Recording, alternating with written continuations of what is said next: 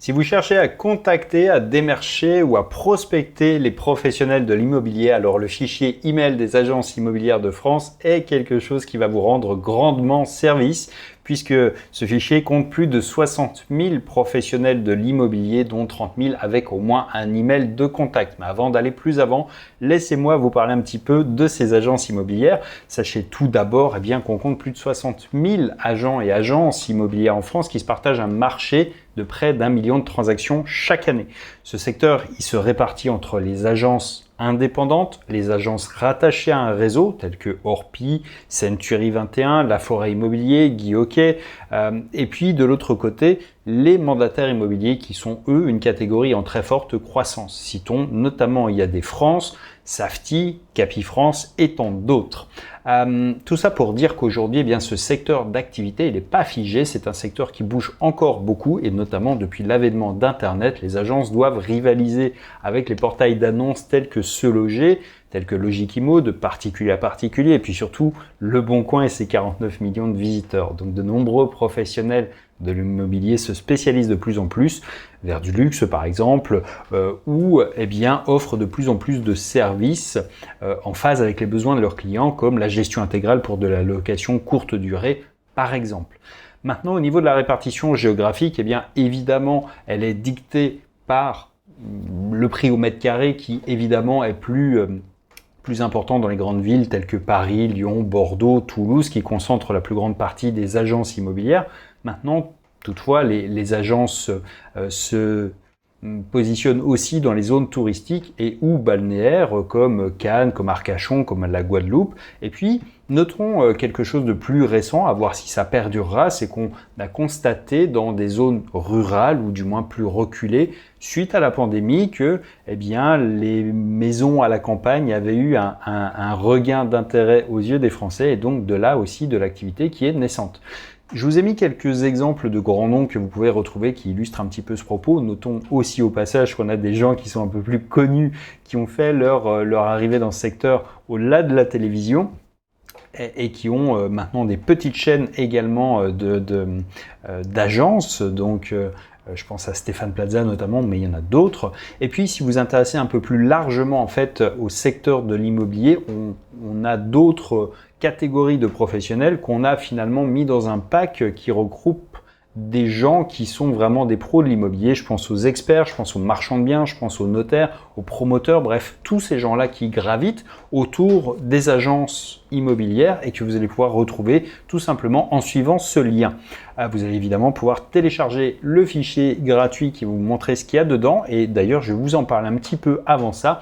Alors notamment dans ce fichier que je vous montre, auquel vous allez avoir accès, qui est ici, vous allez découvrir les informations qui sont les informations de base fondamentalement, notamment le nom de l'établissement de l'entreprise, l'adresse, le code postal, la ville, la localisation GPS et son téléphone. Ça, c'est la première phase de ce qu'on va finalement agréger en données. Et puis de l'autre côté, si on détecte un site internet, on va aller plus loin. On va notamment récupérer évidemment l'URL de ce site internet qui va nous servir à récupérer les adresses email potentielles dessus. Et puis à partir de là, on va pouvoir découvrir notamment des profils LinkedIn, des chaînes YouTube, des pages Facebook, des comptes Instagram, mais aussi des technologies utilisées telles que le CMS, par exemple si les gens utilisent WordPress ou quoi que ce soit d'autre. Et puis, on va également s'intéresser beaucoup au SEO, savoir s'ils utilisent des plugins, savoir s'ils utilisent les balises méta, s'ils ont fait cet effort-là, savoir s'ils ont travaillé leur référencement local avec les avis et les photos notamment. Et tout ça, se concentre dans un fichier CSV qui reprend tous les éléments qu'on a pu voir là. Donc là, on peut voir par exemple un exemple, on a les technos qu'on a détectés, donc WordPress, Yoast SEO, qui est un plugin pour effectivement le SEO comme son nom l'indique tout simplement. On voit qu'ils utilisent MySQL, YouTube, PHP, on voit qu'il y a des comptes Instagram, on voit qu'il y a un compte Twitter, on voit qu'il y a un compte YouTube, on voit qu'il y a un compte Facebook, on voit qu'il y a les adresses de contact. Bref, il y a beaucoup d'informations encore une fois qu'on agrège et tout ça dans l'idée de faciliter et d'optimiser votre prospection. Ce qui nous amène justement à cette partie-là qui est de comment est-ce qu'on finalement prospecte, comment est-ce qu'on contacte ces agences. Je dirais qu'il y a plusieurs éléments et je vous ai d'ailleurs préparé un guide de prospection pour vous permettre de découvrir les meilleures stratégies pour les démarcher. Maintenant, pour faire Et il y en a d'autres que je ne vais pas forcément présenter là parce qu'il y a beaucoup plus d'options en fait que celles qu'on va pouvoir évoquer dans une vidéo courte. Mais disons qu'on va parler des grands canaux que sont l'email marketing. Donc ça consiste tout simplement à organiser en fait des mailings auprès des agences immobilières. Évidemment, dans ce cas de figure-là, on va toucher ceux pour lesquels on a une adresse email. Mais l'email marketing reste toujours finalement le canal roi et celui qui offre le meilleur ROI en fait pour optimiser vos retours. Une tendance de marché de fond qui est le social selling qui permet de prospecter les agences immobilières finalement en engageant des conversations sur Instagram, Facebook, Twitter, LinkedIn, peu importe, mais en se servant fondamentalement des données qu'on a pu récupérer précédemment et qui vous permettent tout simplement d'aller vous connecter avec les gens sur un réseau social en complément ou à la place de finalement d'autres canaux. On a également le call mailing. Le call mailing par rapport à l'email marketing, qu'est-ce que c'est? C'est de l'email marketing avec de la personnalisation extrême. Et c'est ça qui vous garantit des résultats explosifs, des choses qui permettent d'arriver jusqu'à 80% de taux d'ouverture, à 15-20% de taux de clic ou de réponse, par exemple, quand c'est très bien fait. Et là encore, on l'aborde dans le guide de la prospection, un guide gratuit, encore une fois, que vous allez pouvoir utiliser. Et vous comprenez à présent pourquoi on a besoin et pourquoi c'est intéressant dans ce cas de figure-là de collecter beaucoup d'informations parce qu'on va pouvoir découvrir en fait des éléments qui vont nous permettre de segmenter mais également de personnaliser nos messages. On peut également s'appuyer sur de l'enrichissement, c'est-à-dire vous avez déjà tout ou partie des infos et on va aller finalement ajouter une petite partie supplémentaire qui va vous permettre d'avoir de bien meilleurs éléments de personnalisation ou de segmentation qui vont améliorer considérablement vos résultats. Et puis on a l'indétrônable mais quand même malgré tout indéboulonnable phoning. Le phoning, malgré tout, ça reste toujours quelque chose qui fonctionne. Le premier réflexe entre professionnels, c'est souvent de passer un petit coup de fil, ça va très vite. Alors pas forcément en calling, c'est-à-dire en appel à froid, mais ça peut être en complément, encore une fois, d'une campagne de call mailing ou d'email marketing. Donc là encore, je vous invite à consulter vraiment ce guide de prospection qui va vous donner des éléments un peu plus précis sur comment est-ce que vous pouvez vous organiser. Vous allez voir, c'est quelque chose qui finalement va vous donner peut-être des pistes auxquelles vous n'avez pas forcément pensé ou du moins que vous utilisez peut-être pas encore à l'heure actuelle et qui vont améliorer considérablement vos résultats. Je vous ai préparé également une réponse aux questions que on me pose souvent. D'ailleurs, si vous avez besoin de me poser une question par rapport à ce fichier, je vous invite à tout simplement utiliser ce petit bouton qui va vous permettre de rentrer directement en contact avec nous. Il y a un petit chat et comme ça, vous allez avoir des réponses rapidement. Mais maintenant, la plupart du temps, les questions sont souvent les mêmes, donc je les ai compilées. C'est comment est-ce qu'on crée cet annuaire des agences immobilières?